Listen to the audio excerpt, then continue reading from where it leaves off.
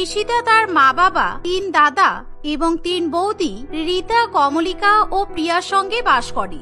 ঈশিতা যেহেতু বাড়ির একমাত্র মেয়ে আর 3 বৌদির একমাত্র ননদ, তাই তাকে সবাই অত্যন্ত পরিমাণে স্নেহ করে।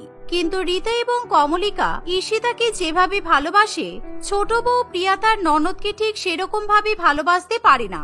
কারণ তারা যেহেতু অনেকটাই সমবয়সী, তাই প্রিয়া সবসময় ঈশিতার উপর হিংসা করে। আর বাড়ির বাকি 2 বউ এবং অন্যান্য সদস্যরা ঈশিতাকে সবসময় মাথায় করে রাখে। আর এই দেখে প্রিয়ার ভীষণ পরিমাণে হিংসা হয়। এই ঈশিতা, আমি শুনলাম মা নাকি তোমার এবার বিয়ে ঠিক করবে, আর তোমার 3 দাদা তোমার জন্য একেবারে রাজপুত্রের মতো ছেলে খুঁজতে শুরু করে দিয়েছে।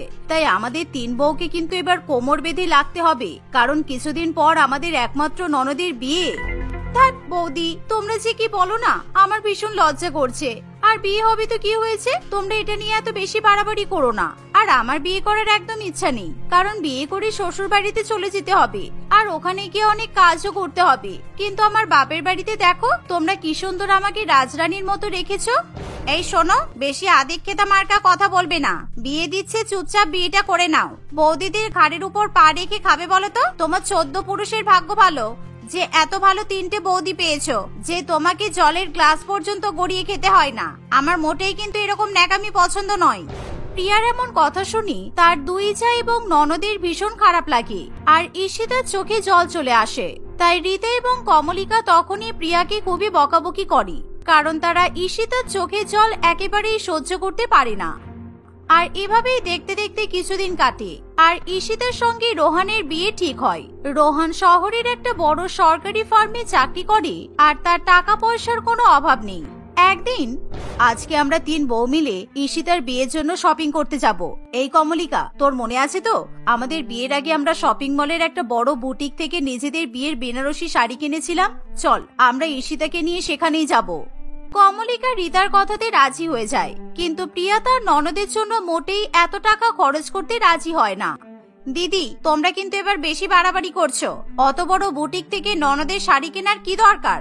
তোমরা এমন করে বলছো যেন ননদের বিয়ে নয়, বরঞ্চ তোমাদের নিজের বোনের বিয়ে হচ্ছে।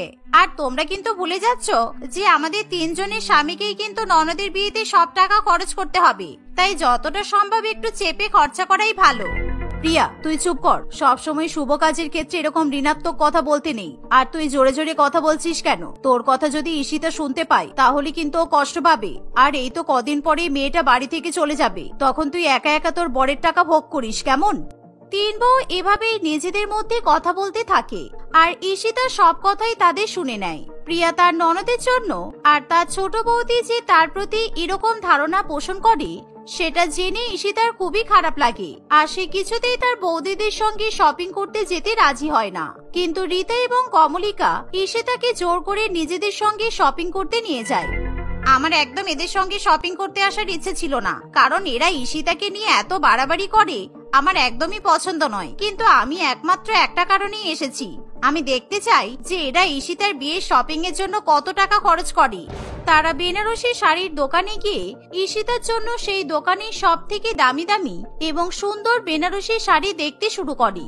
আর ঈশিতা যেহেতু দেখতে খুবই সুন্দরী, তাই সব বেনারসি শাড়ি তার গায়ে একেবারে দুর্দান্ত ভাবে মানিয়ে যায়। আর এই দেখে রীতা বলে, আমার মনে হয় এই দোকানের প্রত্যেকটা শাড়ি ঈশিতার গায়ে দারুণ মানাবে। তাই ঈশিতা, তুমি অন্তত 3টে বেনারসি শাড়ি নিয়ে নাও। একটা বিয়ের দিন পরবে আর বাকি 2টো বিয়ের পরে পরবে, কারণ বিয়ের পরে অনেক নতুন নতুন নিমন্ত্রণ বাড়িতে যেতে হবে। না না বৌদি, এত দামি দামি 3টে বেনারসি শাড়ি কেনার কোনো দরকার নেই। এমনিতে আমার দাদারা আমার বিয়ের জন্য লক্ষ লক্ষ টাকা খরচ করছে, তাই তোমরা প্লিজ বেশি বাড়াবাড়ি করো না। আমি কোনো কথা শুনতে চাই না। কিছুদিন পর আমাদের একমাত্র ননদের বিয়ে, তাই আমরা তোমার বিয়েতে একেবারে উজাড় করে খরচা করব। আর হ্যাঁ, তুমি হয়তো ভুলে যাচ্ছ তোমার বিয়ের আগে একটা কিন্তু প্রি ওয়েডিং পার্টি আছে, সুতরাং সেই প্রি ওয়েডিং পার্টিতেও তুমি একটা বেনারসি শাড়ি পরতে পারবে। সত্যি ম্যাডাম, আপনি ভাগ্য করে 3টে বৌদি পেয়েছেন, কেননা কোনো বৌদি নিজের ননদের বিয়ের জন্য এত বেশি টাকাতে বেনারসি কিনে দেয় না, তাও আবার একটা নয় 2টো নয়, একেবারে 3টে। এই চুপ করুন তো, বেশি বড় বড় কথা বলবেন না। আপনার দোকানে 3টে দামি দামি বেনারসি শাড়ি সেল হচ্ছে, তাই আপনি এত বড় বড় কথা বলছেন। আর আমার মোটেই ইচ্ছা নেই নিজের ননদকে এত দামি দামি 3টে বেনারসি শাড়ি দেওয়ার। আর দিদি, তোমরা দুজনে পারো বটে, কারণ আমাদের যখন বিয়ে হয় তখন আমাদেরকে কে কটা শাড়ি উপহার দিয়েছিল শুনি? আমার ভালো করে মনে আছে, ঈশিতা আমাদের বিয়ের সময় আমাদেরকে কোনো উপহার দেয়নি। চুপ করো বৌদি, সবাই আমাদের দিকে তাকিয়ে আছে, আমার ভীষণ লজ্জা করছে। এভাবে আমাকে দোকানে নিয়ে এসে অপমান করো না তোমরা। আমি তো তোমাদের কাছে বেনারসি শাড়ি চাইনি বলো। আর তুমি হয়তো ভুলে যাচ্ছ, তোমার আর ছোটদার যখন বিয়ে হয় তখন। আসলে যখন শ্যামল প্রিয়াকে বিয়ে করে বাড়িতে নিয়ে আসে তখন তাদের নিজস্ব কোনো ঘর ছিল না, কারণ ইতিমধ্যে বড় ভাই এবং মেজ ভাই দুজনের বউকে নিয়ে আলাদা আলাদা ঘরে থাকতে শুরু করে। তাই শ্যামল এবং প্রিয়া কোন ঘরে থাকবে ঠিক করতে পারে না।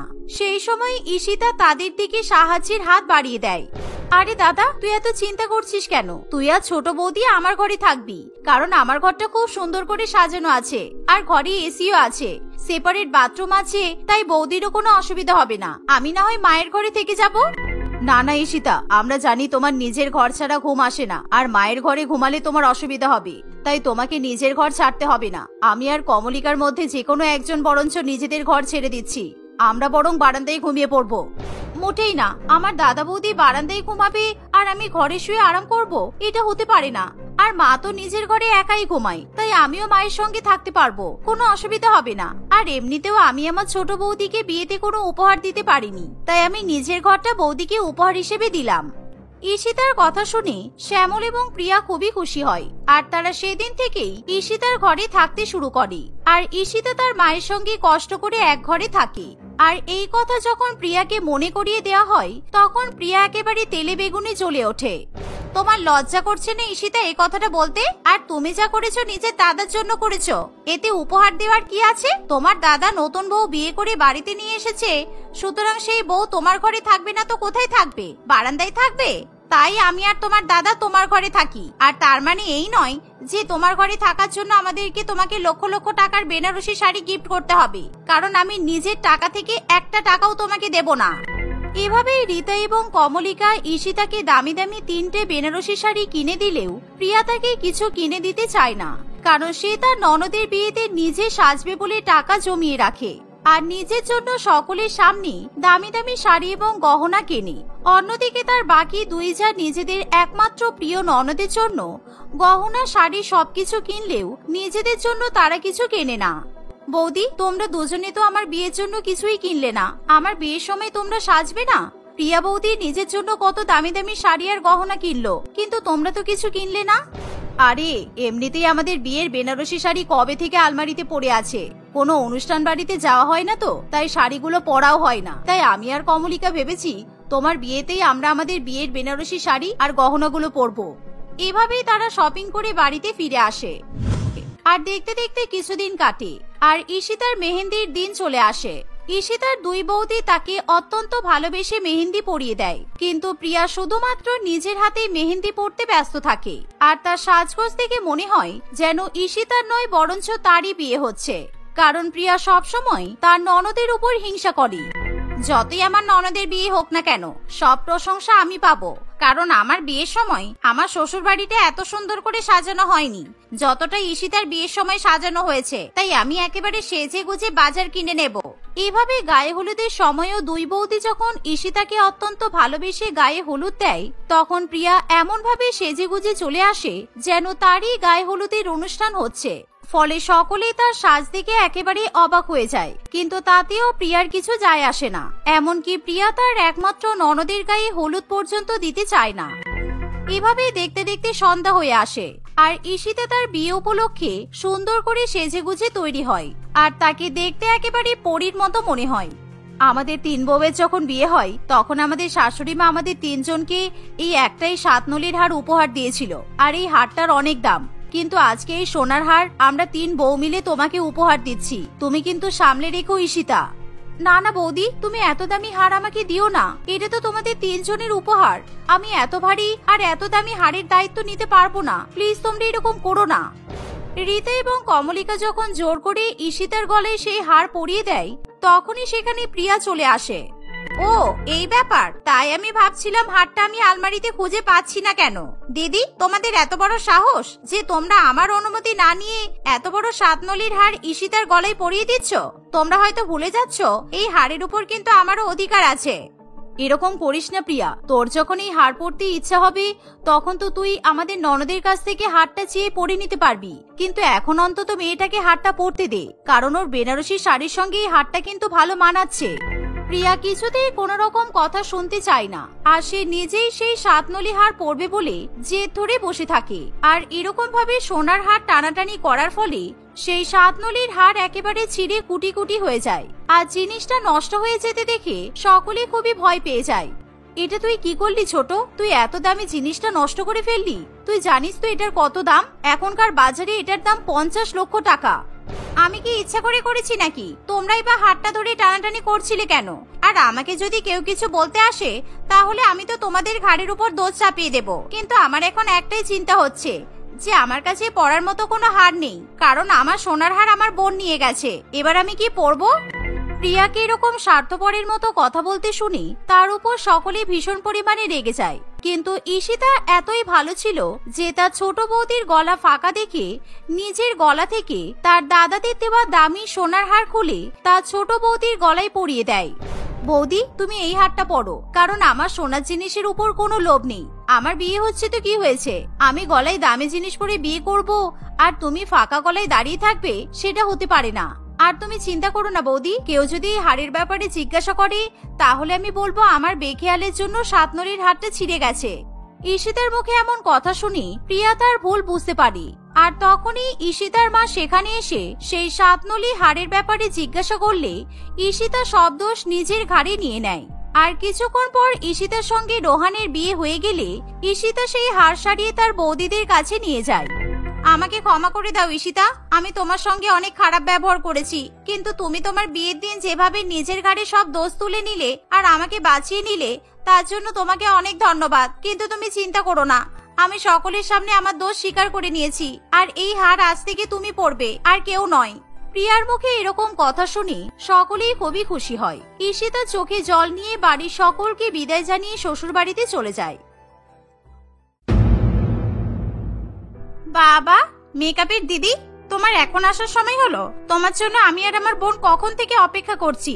আর একটু পরেই তো আমরা দুজনে বিয়ের মণ্ডপে বিয়ে করতে যাব। এক কাজ করো, তুমি সবার আগে আমার কালো বোনকে ভালো করে মেকআপ করে দাও, কারণ ওর গায়ের রংটা কালো। ওকে একটু ফর্সা করতে তোমার অনেক বেশি সময় লেগে যাবে। দিদি, তুই এরকম করে বলিস না। আর মেকআপ করে আমাকে ফর্সা করার কোনো দরকার নেই, কারণ আমার হবু বর আমাকে এই রঙেই পছন্দ করেছে। ঠিক আছে, তোমরা দুজনে এবার কথা বন্ধ করো। আমি তাহলে প্রথমে কমলার মেকআপ করে দিচ্ছি, আর তারপর রঞ্জিতা তোমাকে আমি আরো সুন্দর করে মেকআপ করে দেব। মেকআপ আর্টিস্টের এই কথা শুনে এবং নিজের দিদির এরকম অপমানজনক কথাবার্তায় কমলার ভীষণ খারাপ লাগে, কিন্তু সে বিয়ের দিন তার দিদিকে আর কোনো কথা বলে না। কয়েক ঘন্টা পর দুজনে মিলে মেকআপ করে বিয়ের মণ্ডপে গিয়ে উপস্থিত হয়। সেখানে গিয়ে রঞ্জিতা কমলাকে অপমান করতে ছাড়ে না। সে অনেক খারাপ খারাপ কথা বলতে শুরু করে। কালো, এই কালো মেয়ে, এই রুমালটা দিয়ে তোর মুখটা ভালো করে পরিষ্কার করে নে, কারণ তুই গরমে ভীষণ পরিমাণে ঘেমে যাচ্ছিস। তাড়াতাড়ি করে আমার রুমালটা দিয়ে মুখটা মোছ।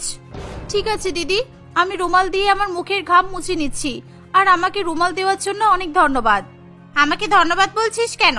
কারণ আমার তো তোর মেকআপ কিংবা তোর গায়ের রং নিয়ে কোনো চিন্তা নেই। তুই ঘেমে গিয়ে তোর গায়ের কালো রং যদি সবাই দেখে নেয় তাহলে আমার বিয়ে ভেঙে যাবে, কারণ আমার মতো এত সুন্দর ফর্সা মেয়ের বোন এরকম কালো আমার শ্বশুর বাড়ির লোক কিন্তু মেনে নিতে পারবে না। রঞ্জিতার এমন কথা শুনে কমলার চোখে জল আসে, কিন্তু সত্যিই তার গায়ের রং খুব কালো হওয়ায় সে তার দিদির কোনো কথায় প্রতিবাদ করে না। কিছুক্ষণের মধ্যেই রঞ্জিতার সঙ্গে রাজুর এবং কমলার সঙ্গে স্বপনের বিয়ে হয়ে যায়। ছোটবেলা থেকেই কমলার গায়ের রং কালো হওয়ার জন্য সে সবার কাছে অপমানিত হয়ে এসেছে। ধীরে ধীরে তারা যতই বড় হতে থাকে তাদের বাবা রমাকান্ত বাবু দুই মেয়ের বিয়ে নিয়ে খুবই চিন্তা করতে শুরু করে। বিশেষ করে কালো কমলার বিয়ে নিয়ে সে সবসময় দুশ্চিন্তায় ভোগে। কিছুদিনের মধ্যেই ফর্সা রঞ্জিতার বড়লোকের ছেলের সঙ্গে বিয়ে ঠিক হয়, আর গরিবের ছেলে স্বপন কমলাকে বিয়ে করে। বিয়ের পর কমলা, তুমি একদম মন খারাপ করো না, কারণ আমি বিয়ের মণ্ডপে শুনেছি তোমার ফর্সা দিদি তোমাকে ভীষণ পরিমাণে অপমান করছিল, আর তখন আমার খুব খারাপ লেগেছিল। না না, আমি কোনো কিছু মনে করিনি, কারণ আমার দিদি সবসময় ছোটবেলা থেকে আমাকে এরকম ভাবে অপমান করেছে। না তবুও এখন যেহেতু তোমার সাথে আমার বিয়ে হয়ে গেছে, তাই তোমাকে কেউ এরকম অপমান করুক আমি তো সহ্য করবো না। তোমার গায়ের রং কালো হলেও তুমি আমার কাছে সবচেয়ে বেশি সুন্দরী। কারণ আমার দিদি সবসময় ছোটবেলা থেকে আমাকে এরকম ভাবে অপমান করে, তাই এখন আমি আর কিছু মনে করি না। আমি জীবনে কখনো আমার স্বামীর কাছে এরকম ভালোবাসা পাবো আমি স্বপ্নেও ভাবতে পারিনি। তাই আমি তোমাকে পেয়ে অনেক খুশি। তোমাকে পেয়ে আমি আমার জীবনের গায়ে কালো রঙের জন্য সব অপমান ভুলে গেছি। তুমি শুধু আমাকে ছেড়ে যেও না কখনো। কমলার চোখে জল দেখে স্বপনের ভীষণ কষ্ট হয়, তাই সে নিজের হাত দিয়ে কমলার চোখের জল মুছিয়ে দেয়। এভাবেই দেখতে দেখতে 1 বছর কাটে আর তাদের দুই বোনের বিবাহ বার্ষিকীর দিন চলে আসে। সেই দিনে রাজু তার সুন্দর ফর্সা বউয়ের জন্য একটা সোনার আংটি কিনে নিয়ে আসে। এর ফলে রঞ্জিতার বুক গর্বে ভরে ওঠে। এমন একটা শুভ দিনে রমাকান্ত বাবু তার 2 মেয়েকেই ফোন করে। সে তার 2 মেয়েকে বাপের বাড়িতে আসার কথা বলে।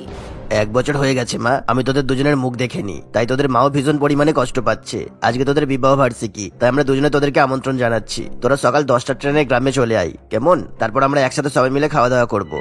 ঠিক আছে বাবা, আমি আসছি, কিন্তু আমার বড়লোক বরের জন্য দামি দামি খাবার দাবারের ব্যবস্থা করে রাখবে।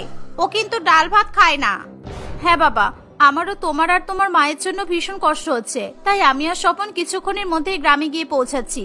আর শোনো, তুমি কিন্তু আমাদের জন্য বেশি কিছু খাওয়া দাওয়ার ব্যবস্থা করো না, কারণ মায়েরও তো বয়স হয়েছে, তাই মা বেশি রান্না বান্না করতে পারবে না। আর তোমারও তো বয়স হয়েছে, তাই তোমাকে বেশি বাজারঘাটও করতে হবে না। পারলে আমি আর স্বপন তোমাদের জন্য বরং মাংস কিনে নিয়ে যাব। এই বলে কমলা ফোন রেখে দেয়। রমাকান্ত বাবুর নিজের কালো ছোট মেয়ের উপর গর্ব হয়, কারণ সে বরাবরই ভীষণ সংস্কারী এবং ভদ্র প্রকৃতির ছিল। সে কখনোই তার দিদির মতো বদমাইশ এবং অহংকারী নয়।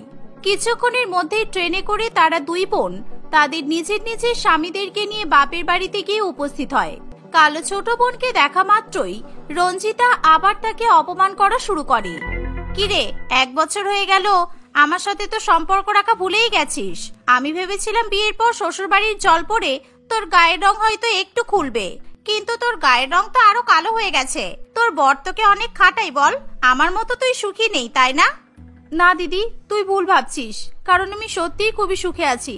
কারণ আমার বর তোর মতো বড়লোক নাও হতে পারে, কিন্তু আমাকে অনেক শান্তিতে রেখেছে। সে যাই হোক, আজকে তো আমাদের দুজনেরই বিবাহ বার্ষিকী। তোর গরিব বর তোকে বিবাহ বার্ষিকীতে কি উপহার দিয়েছে? এই দেখ, তোর জামাইবাবু আমাকে 50,000 টাকা দিয়ে একটা মোটা সোনার আংটি কিনে দিয়েছে। আর আমার ফর্সা হাতে এই হলুদ হলুদ সোনার আংটিটা কি সুন্দর লাগছে বল?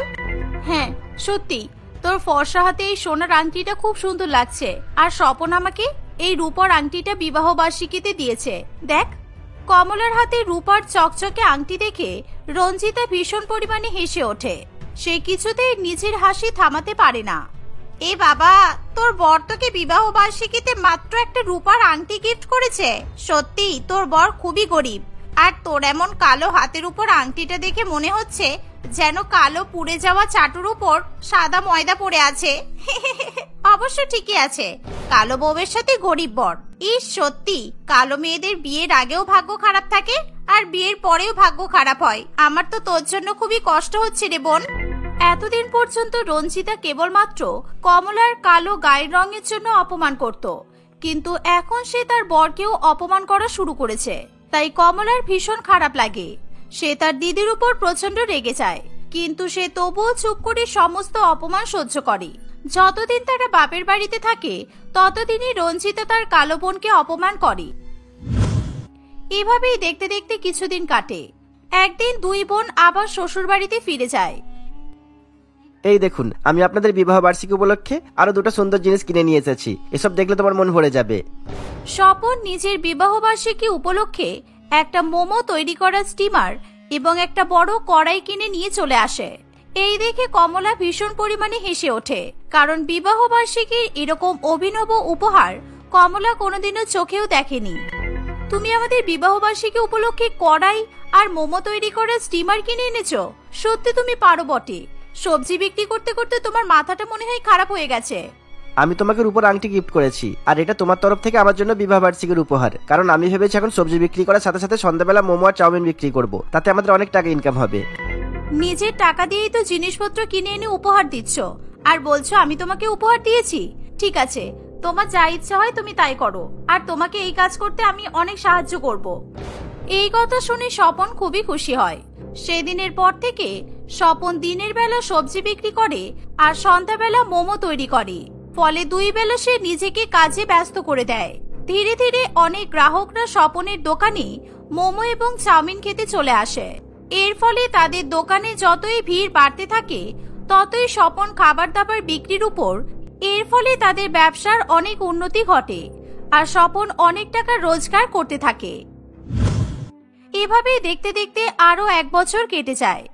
কমলা, তোমার মনে আছে আজকে কি দিন? আর সেই দিন উপলক্ষে আমি তোমার জন্য একটা খুব সুন্দর গিফট নিয়ে এসেছি। এই দেখো, এটা সোনার হীরা দিয়ে তৈরি একটা আংটি। আজকে তো আমাদের অ্যানিভার্সারি, তোমার মনে নেই? আর এই দেখো, এই আংটিটার মধ্যে আমাদের দুজনের নামও লেখা আছে। তোমার মনে আছে আজকে আমাদের বিবাহ বার্ষিকী? আমি ভেবেছিলাম তুমি হয়তো ভুলে গেছো, কারণ তোমার মাথায় অনেক কাজের চাপ থাকে তো, তাই তোমাকে আজকে আর আমি বিবাহ বার্ষিকীর কথা মনে করালাম না। তুমি কি করে ভাবলে যে আমাদের এত গুরুত্বপূর্ণ দিন আর আমি ভুলে যাব? কিন্তু তুমি এই হীরার আংটি দেখে যে খুশি হলে না, সেটা দেখে তো আমি তো ভীষণ পরিমাণে অবাক হয়ে যাচ্ছি। কি হলো বলো, তোমার এই আংটিটা পছন্দ হয়নি?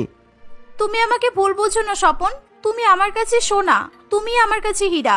তাই তুমি আমাকে 2 হাত ভরে যেই উপহার দেবে সেই উপহারই আমার কাছে অনেক বড়। এই বলে কমলা তাড়াতাড়ি করে নিজের আঙুলে হীরার আংটিটা পরে নেয়, আর সেই আংটিটা তার হাতে একেবারে চকচক করে। এই দেখে স্বপন খুবই খুশি হয়। কিছুদিনের মধ্যে তারা 2 বোন আবার নিজেদের বাপের বাড়িতে যায়। এবার রাজু তার বউ রঞ্জিতাকে বিবাহ বার্ষিকীতে একটা 4 চাকা গাড়ি উপহার হিসেবে দেয়, কিন্তু সেই 4 চাকা গাড়ির থেকেও দামি ছিল কমলার হাতের হীরার আংটি। বোন, তুই তো দেখছি এখন আমার সাথে আর কথাই বলছিস না। তোর এত অহংকার বেড়ে গেল। প্রত্যেকবার এসে আমাকে জড়িয়ে ধরতিস, কত স্নেহ করতিস, কিন্তু এবার তো দেখছি তুই একেবারে কথা বলা ভুলেই গেছিস। না দিদি, তুই আমাকে ভুল ভাবছিস, সেরকম কোনো ব্যাপার নয়। আসলে আমার বড় আমাকে 4 চাকা গাড়ি উপহার দিয়েছে তো, তাই মনে হয় তোর হিংসা হচ্ছে, সেই কারণে তুই আমার সঙ্গে কথা বলছিস না।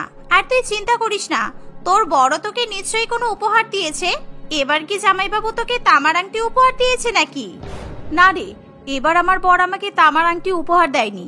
এই দেখ, আমাকে আমার বর এই হীরার আংটিটা উপহার দিয়েছে। আসলে আমার হাতটা ভীষণ কালো তো, তাই আমার এই কালো আঙ্গুলের সোনা রূপা কিচ্ছু বানায় না, শুধুমাত্র এই হীরার আংটিটাই বানায়। তাই আমার বর আমাকে এই হীরার আংটিটাই কিনে দিয়েছে।